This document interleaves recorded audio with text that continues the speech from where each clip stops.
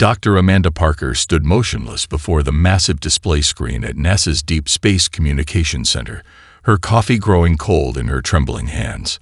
The message repeating across the monitor defied everything she had expected from first contact. No mathematical sequences, no prime numbers, just clear, precise English. "We come to welcome you into the galactic community." "This isn't right," she muttered, drawing concerned glances from her colleagues. The linguistic patterns were too perfect, too clean. 20 years of studying potential alien communication patterns had taught her that true first contact should be messy, filled with translation errors and cultural misunderstandings. Colonel Jack Reynolds, watching from the back of the room, shared her unease. As the head of the newly formed Extraterrestrial Defense Initiative, he noticed details others missed. The message's timing coincided perfectly with Earth's development of faster-than-light communication detection. Too perfectly. "Dr. Parker," he called out, his voice cutting through the excited chatter. "A word."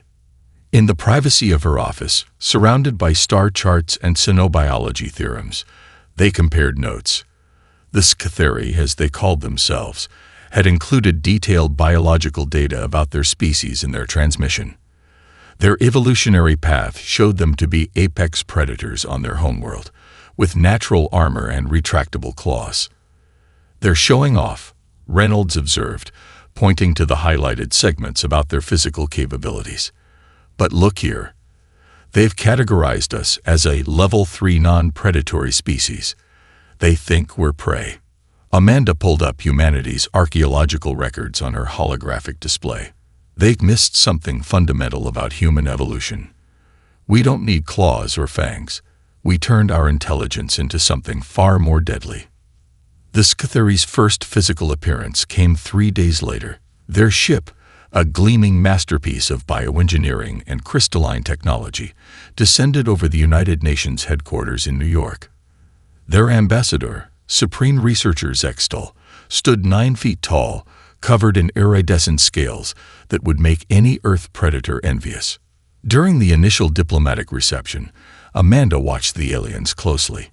Their movements were efficient, predatory, and utterly predictable. They treated the human security personnel like furniture, focusing their attention on the political leaders. A critical mistake. She noticed how Secret Service agent Maria Rodriguez adjusted her stance slightly when a Scatheri diplomat moved too close to the president. The alien never noticed how quickly she had calculated attack vectors, escape routes, and potential improvised weapons in the room. The humans in the room had done the same, instinctively, their minds processing threat assessments while maintaining pleasant diplomatic smiles. "Fascinating, isn't it?" Reynolds whispered to her during the reception. "They think their natural weapons make them superior. They haven't realized that humans turned our entire world into a weapon." Amanda watched a Scatheri scientist examine a decorative letter opener with amusement, clearly seeing it as primitive technology. The alien failed to recognize that humans had mastered the art of turning anything, absolutely anything, into a deadly weapon. The classified report Amanda submitted that evening was chilling in its clarity. The Scatheri's fatal flaw lies in their evolutionary success.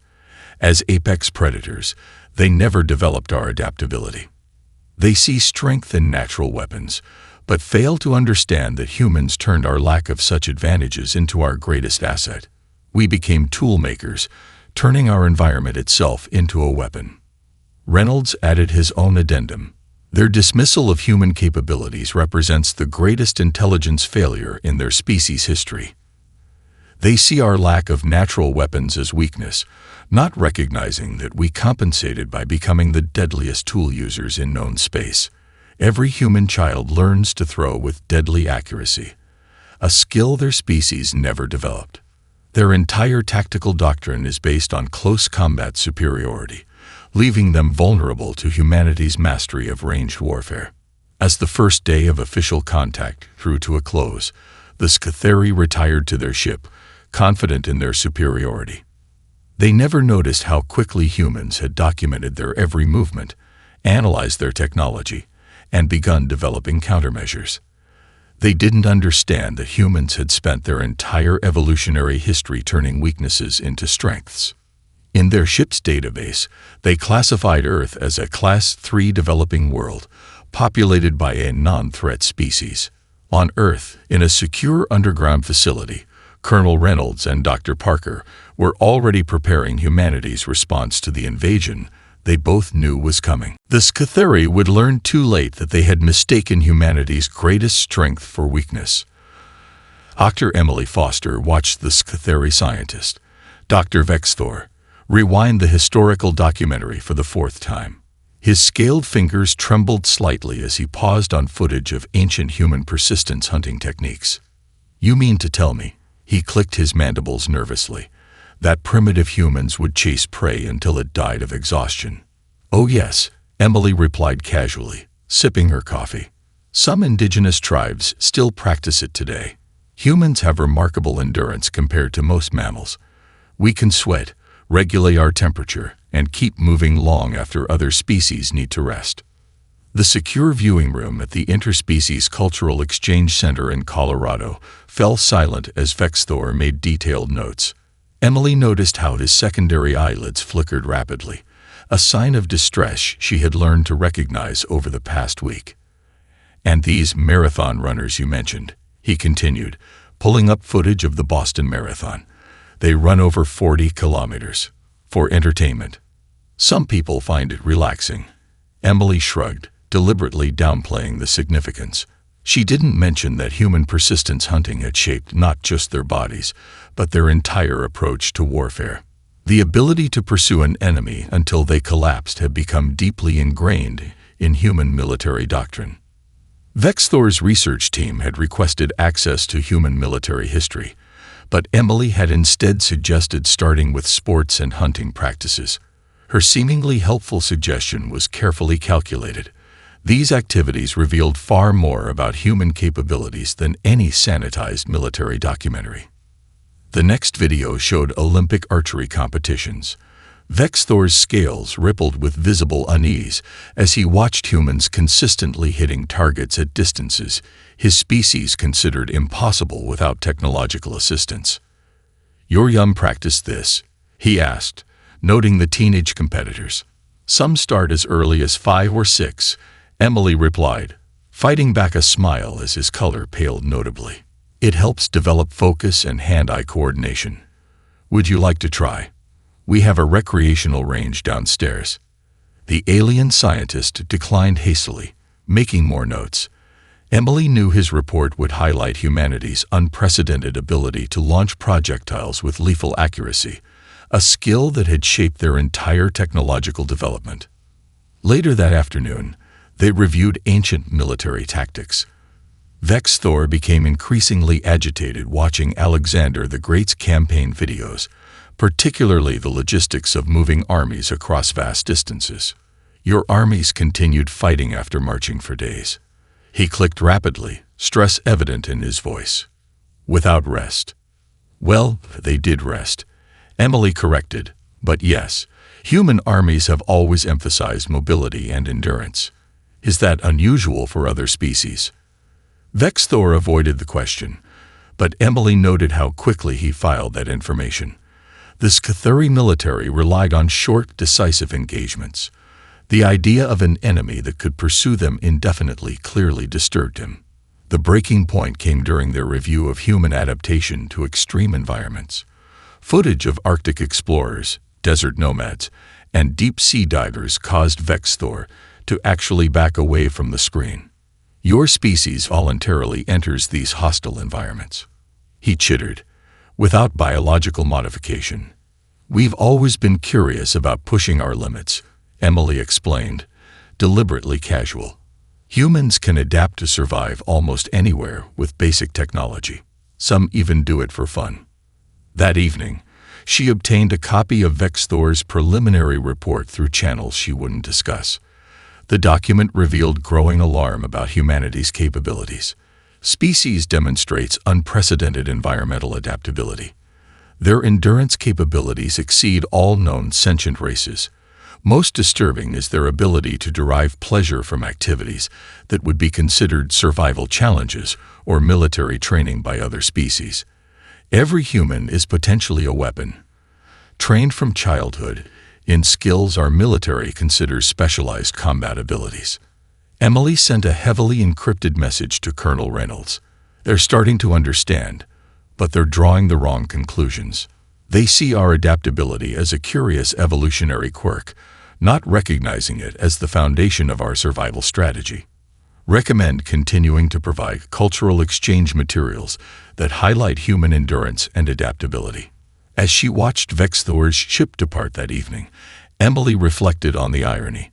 The Scatheri had come to study humanity's weaknesses, but were slowly discovering that what they perceived as weaknesses were actually the source of humanity's greatest strengths. Their own evolutionary advantages, natural weapons, armor, and strength, had made them inflexible, predictable. The real question wasn't whether they would recognize the true threat humanity posed, but whether they would realize it in time to save themselves.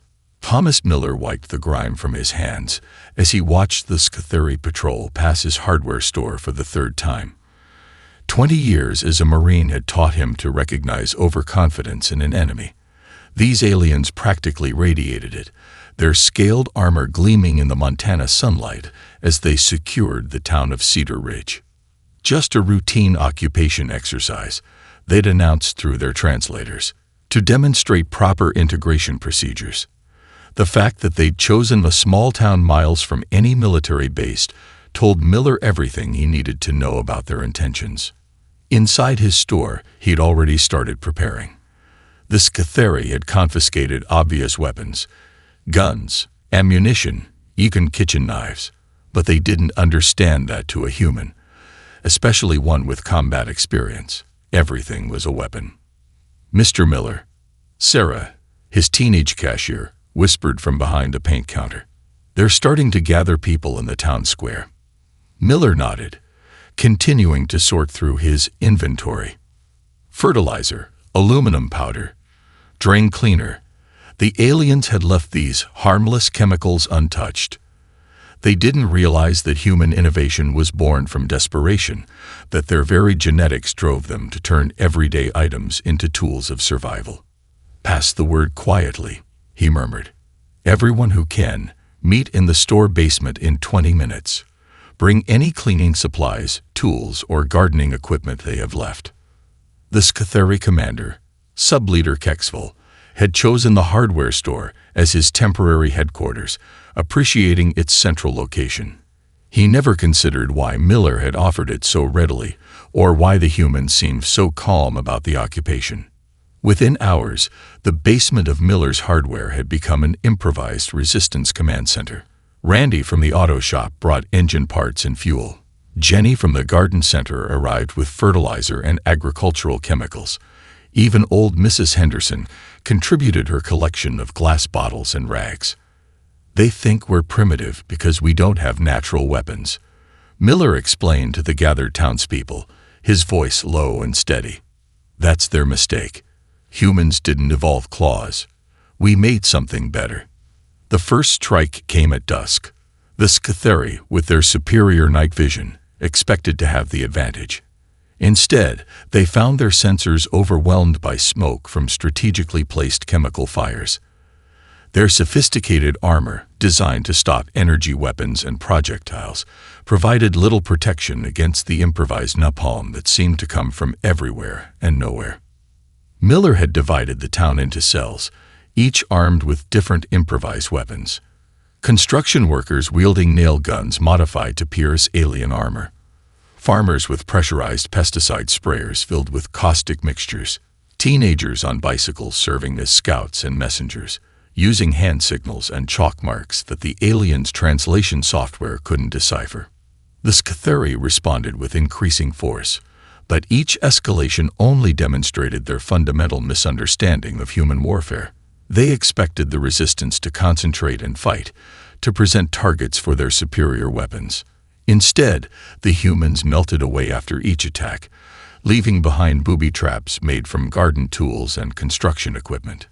By midnight, the aliens had lost control of half the town.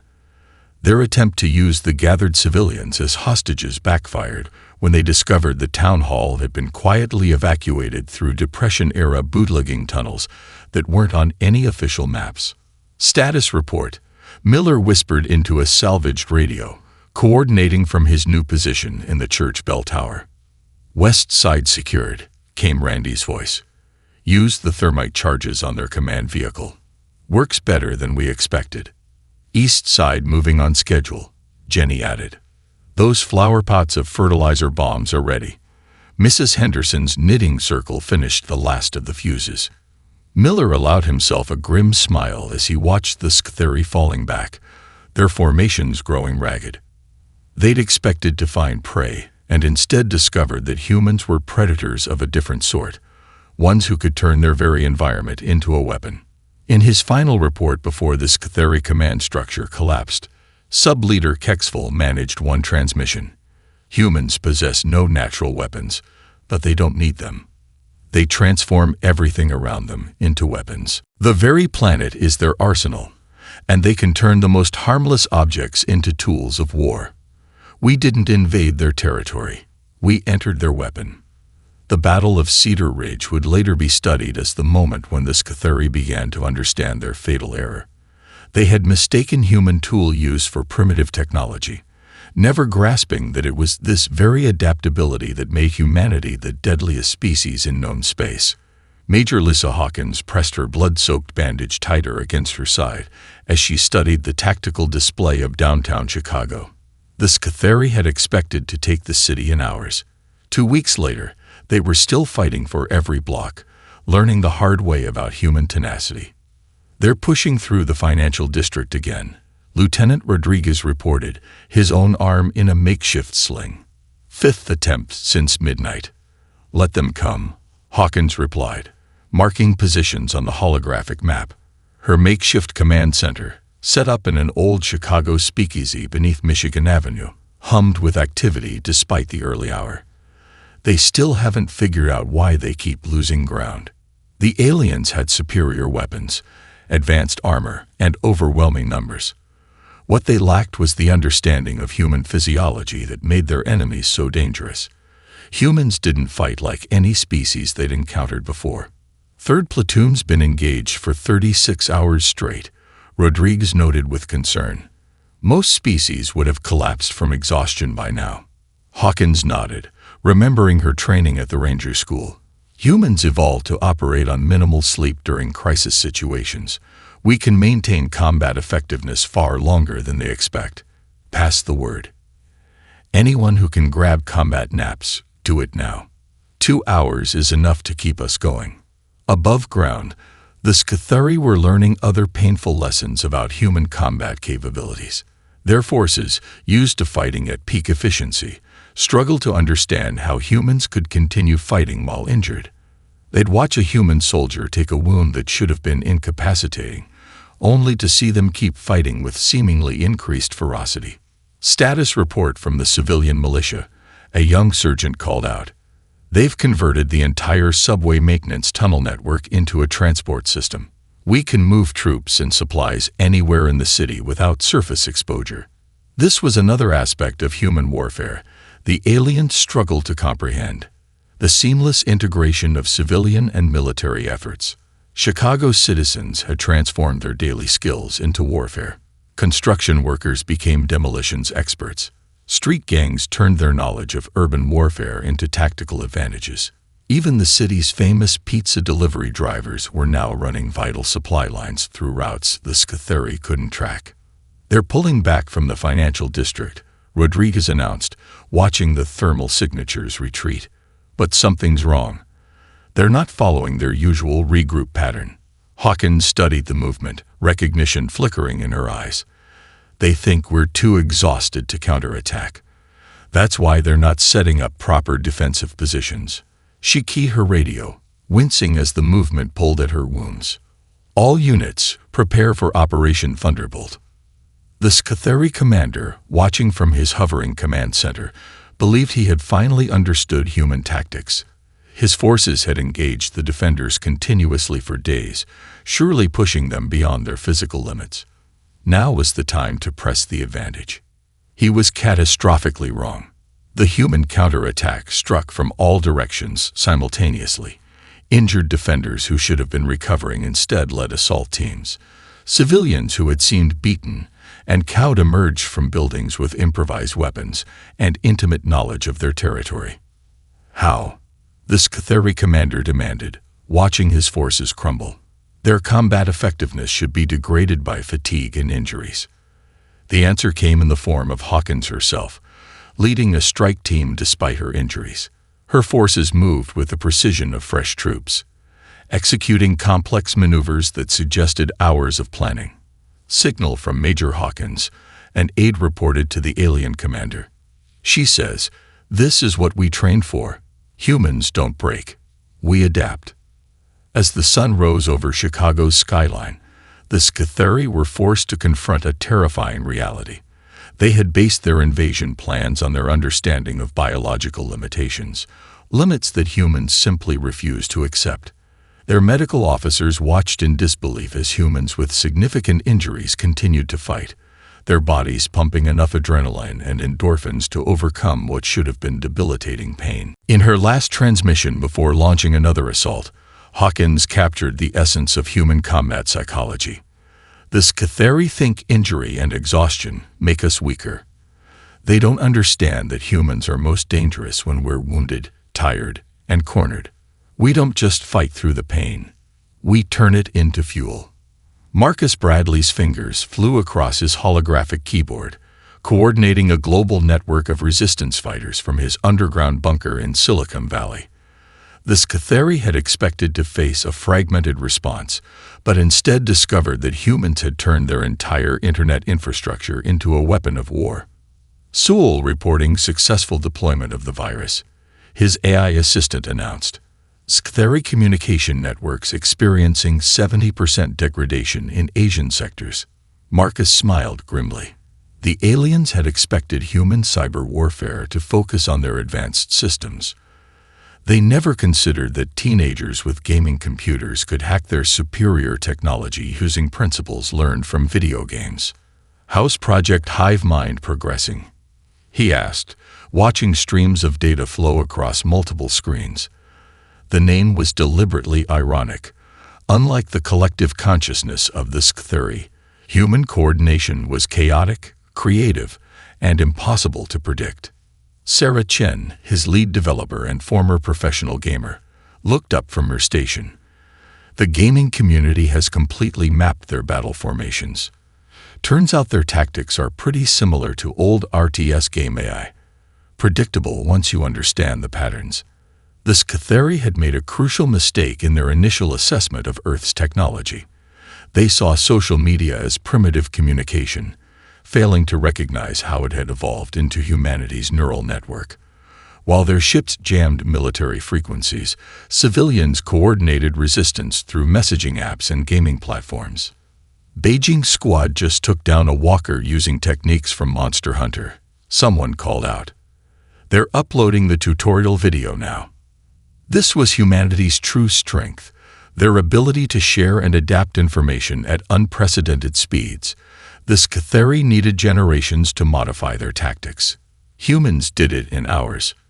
Latest compilation from the YouTube resistance channels, Marcus announced, projecting a holographic display.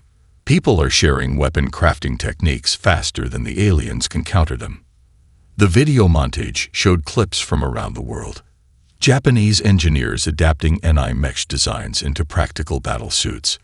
Brazilian favela residents teaching guerrilla warfare techniques to suburban Americans. Indian tech support workers reprogramming Scatheri drones using customer service skills. They still don't understand what they're fighting, Sarah observed, watching the data streams. They think they're facing isolated human resistance cells. They don't realize we've turned the entire internet into a global combat training network. Marcus nodded, remembering his gaming days. Humans have been practicing for this for years through online gaming. Every multiplayer strategy game was unknowingly preparing us for alien invasion. The bunker's main screen lit up with new intelligence. The Scathari were attempting to adapt, but their hierarchical command structure couldn't match the speed of human information sharing. While they waited for orders, humans were crowdsourcing combat strategies and sharing them globally. "Look at this," Sarah pointed to a trending video. Australian Aboriginal tracking techniques being combined with modern thermal imaging. The resistance in Kenya is already implementing it. The aliens had expected to face Earth's military forces. Instead, they found themselves fighting an entire species that had turned social networking into a weapon of war. Every human with a phone became a potential intelligence asset, every gamer a potential tactical advisor. New battle rhythm detected in their formations, the AI reported, correlating with game theory predictions now. Marcus watched as his global network processed the information. Within minutes, resistance cells worldwide were adapting their tactics, sharing successful counters through encrypted gaming servers. The Scathari, still trying to understand the previous human adaptation, found themselves facing new strategies before they'd countered the old ones. They thought the internet was just for cat videos. Sarah laughed, deploying another virus through a compromised Scathari communication node. They'd never realized we'd turned it into the most sophisticated military training and coordination system in the galaxy. In his final update before the day's operations, Marcus wrote, "The Scathari's fundamental misunderstanding wasn't about human technology, it was about human nature. They saw our chaos as weakness, not realizing we'd learned to weaponize it. Every social media platform became a command center, every online game a training ground. They expected to fight Earth's armies, but instead found themselves facing a species that had turned their entire digital world into a combat multiplier. The greatest irony, the aliens still hadn't realized that their worst nightmare was yet to come. The moment when human gamers started treating the invasion like a global esports competition." Dr. Jessica Reynolds knelt beside the captured Scathari weapons system, her eyes gleaming with the kind of curiosity that had propelled humanity from stone tools to spacecraft. The alien device lay partially disassembled in her Rocky Mountain laboratory, its crystalline components spread across her workbench like an exotic puzzle. "Their mistake," she muttered, probing a power coupling with modified testing equipment, was thinking technological superiority meant safety. Her team of engineers and scientists worked around the clock, each bringing different perspectives to the challenge of understanding alien technology. What the Scathari had failed to grasp was that humans didn't just copy technology, they improved it, often in ways that seemed impossible or insane to other species. Dr. Reynolds called out Dr. James Martinez, rushing into the lab with a tablet displaying test results. "You were right about the crystalline matrix. It's not just a power source. It's a complete computational system." Jessica nodded, already sketching modifications on her holographic display. They built their entire weapons platform around efficiency. "But humans," she smiled, making another adjustment to her designs, "we understand that sometimes the most effective solution isn't the most efficient one." The laboratory, hidden beneath thousands of feet of granite, hummed with activity. Engineers who had previously designed video game consoles now worked alongside nuclear physicists, bringing wildly different approaches to solving the same problems. This cross-disciplinary chaos was something the Scathari couldn't comprehend. "Look at this weapon design," Jessica pointed to a captured rifle. "They focused on perfecting a single approach. Humans would never do that. We try 100 different methods, even ones that seem ridiculous at first." Her team had already produced 5 different hybrid weapons combining alien energy systems with human ballistic principles. Each one worked on completely different principles, making it impossible for the Scathari to develop a single countermeasure. "First test firing of Project Thunderbolt ready," announced Dr. Sarah Williams over the intercom. The weapon they'd created combined Scathari energy projection with human shotgun principles, something the aliens had dismissed as primitive scattershot technology. The test results left even Jessica speechless. The hybrid weapon didn't just pierce Scathari shields, it completely bypassed them using principles the aliens had never considered. They had designed their defenses around stopping either kinetic or energy attacks, never imagining someone would combine both. "Send this data to the production facilities," Jessica ordered, already moving on to her next project. "And get me those results from the captured engine components. I have a theory about their FTL drive that might seem crazy."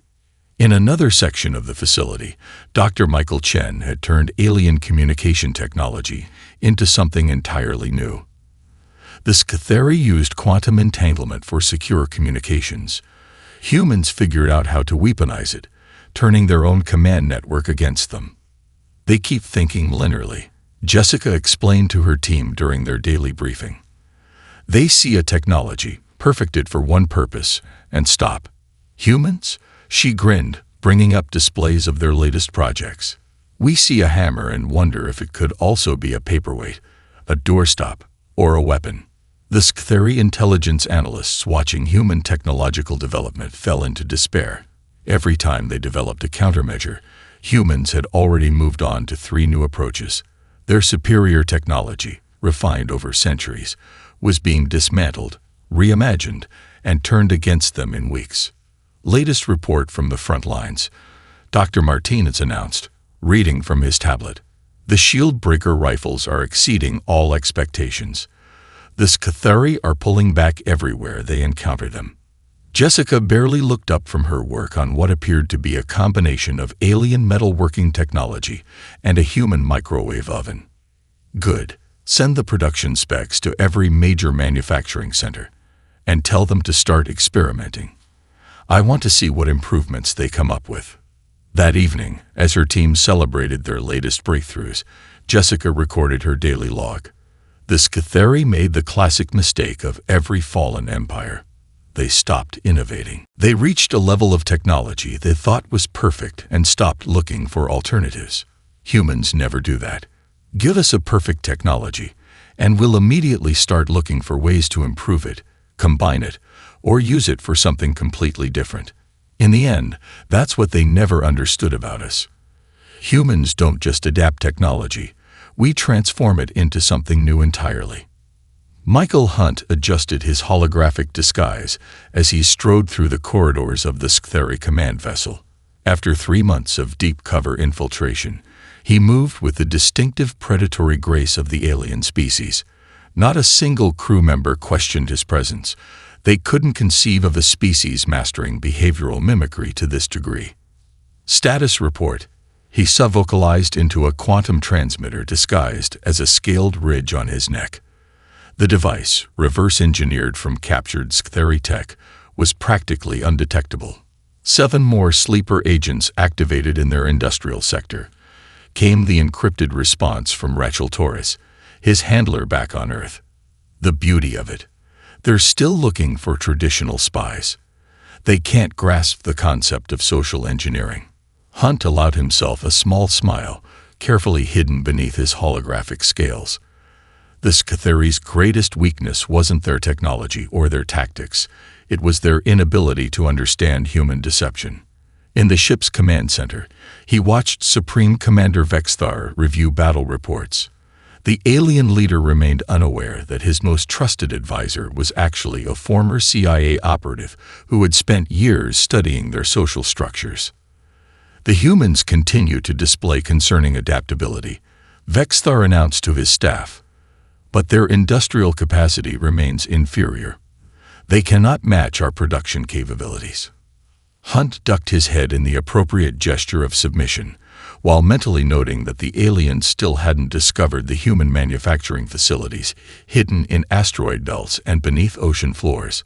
The Scatheri's rigid honesty made them incapable of imagining the layers of deception humans considered normal. "Your analysis, Strategic Advisor Corell." Vexthar turned to Hunt, using his assumed identity. "We must consider their psychological warfare capabilities," Hunt replied, using the exact vocal patterns of a concerned Scatheri elder. "Their unpredictability suggests hidden resources."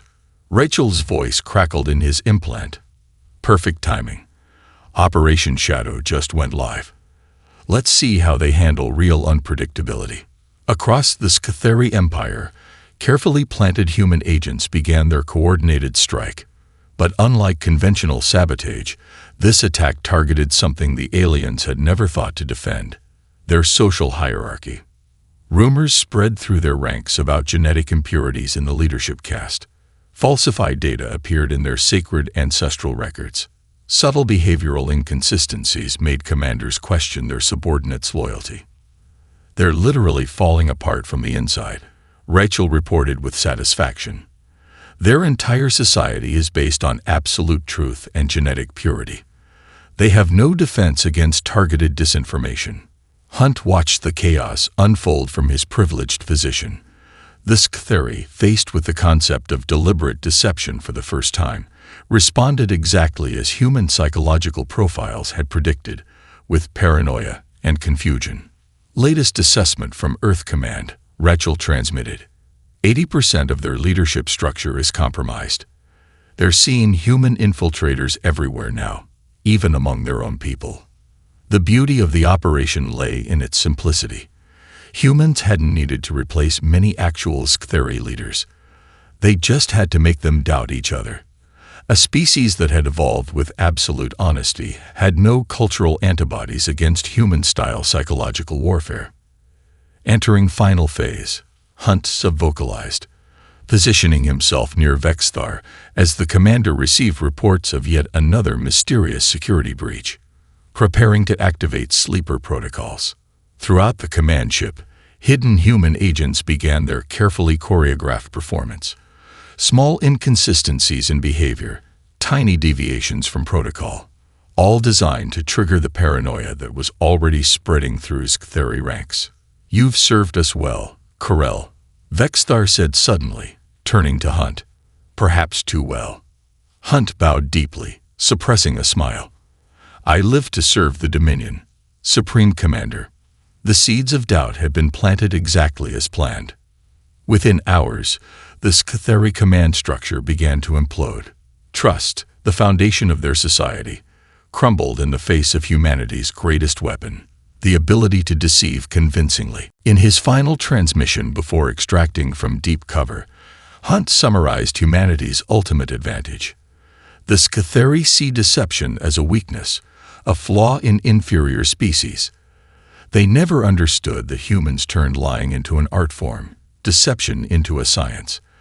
They thought their truthful nature made them superior, never realizing that humans had evolved the perfect weapon against such honesty: the ability to navigate multiple layers of reality, to become anyone, to make truth itself uncertain. They never had a chance against an enemy they couldn't even comprehend. Admiral James Cooper stood on the observation deck of the U.S. Intrepid, watching the Sktheri delegation approach for the final surrender negotiations. The massive alien vessels, once symbols of technological superiority, now moved cautiously, like wounded predators aware they were no longer at the top of the food chain. Quite a sight, isn't it? Dr. Amanda Parker joined him at the window, her expression thoughtful. "They still don't fully understand what happened." "They never will," Cooper replied, adjusting his formal uniform. "They made the mistake of thinking evolution was about developing the perfect natural weapons. They never realized that humans evolved something far more dangerous: adaptability itself." The surrender ceremony took place in a neutral space station orbiting Earth. The Sktheri Supreme Commander, flanked by his remaining advisors, carried himself with dignity despite the circumstances. But Cooper could see the lingering confusion in their postures, the fundamental inability to comprehend how their perfect invasion had failed so completely. "The terms are unusual," Sarah Mitchell, Earth's chief negotiator, explained to the assembled representatives. "We're not demanding territory or technology. Instead, we're offering partnership." The Sktheri delegation chittered in surprise. They had expected humiliation, punishment, the traditional fate of defeated powers. Instead, humanity was proposing something unprecedented: genuine cooperation. "Your species has mastered biological optimization," Cooper addressed the aliens directly. "Ours has mastered adaptation. Together, we could achieve things neither of us could manage alone." Dr. Parker's preliminary reports had already identified dozens of potential synergies between human and Scytheri capabilities. The aliens' natural armor could be combined with human material science. Their biological computers could be enhanced with human creative programming approaches. But how can you trust us? The Scytheri commander asked, genuine bewilderment in his voice. After everything that happened, Cooper smiled. Because that's another thing humans evolved. The ability to turn enemies into allies. We've had plenty of practice throughout our history. The reconstruction efforts began immediately. Human engineering teams worked alongside Scytheri specialists, combining their approaches in ways neither species had considered before. The aliens watched in amazement as humans treated their former invasion as a learning opportunity rather than a source of bitterness. They're already improving our medical technology, Dr. Parker reported during the first Joint Scientific Conference, and our engineers are finding ways to enhance their FTL drives using principles they never considered. But the most profound changes were cultural. The Scytheri, exposed to human adaptability, began to question their own rigid hierarchies. Humans, learning from Scytheri biological efficiency, started developing new approaches to environmental preservation. We should have realized sooner, the former Supreme Commander admitted to Cooper during a private meeting. Your species' greatest weapon wasn't your technology or your deception. It was your ability to transform everything, even defeat, into an advantage. Cooper nodded, remembering the early days of the conflict. Humans don't just survive challenges, we grow stronger from them. This war taught us more about space combat, alien psychology, and our own capabilities than a century of peaceful development would have. As Earth's first joint human Scytheri space fleet prepared for launch, Cooper recorded his final observations. The galaxy thought they understood evolution, the development of natural weapons, the refinement of biological advantages. But humanity showed them something different. We evolved the ability to evolve itself, to transform our weaknesses into strengths, our enemies into allies, our failures into stepping stones. The Scytheri came to Earth expecting to find prey, and instead discovered that humans were something unprecedented in the galaxy, a species that had turned adaptability into the ultimate weapon. They thought they were watching our final evolution, but they were actually witnessing our first steps into becoming something entirely new. On the bridge of the newly commissioned exploration vessel, Unity, human and Scytheri crew members worked side by side, their former conflict transformed into a foundation for cooperation. They had learned that humanity's greatest strength wasn't their ability to kill, but their capacity to turn any situation, even war, into an opportunity for growth. The galaxy watched in amazement as Earth became a center of unprecedented technological and cultural development. The species that had come to conquer now stood as partners in humanity's greatest adventure yet, the exploration of space itself. As Cooper liked to say, the Scytheri taught us how to fight better. We taught them something far more important: how to adapt, how to change, how to evolve. In the end, that's humanity's true legacy to the galaxy.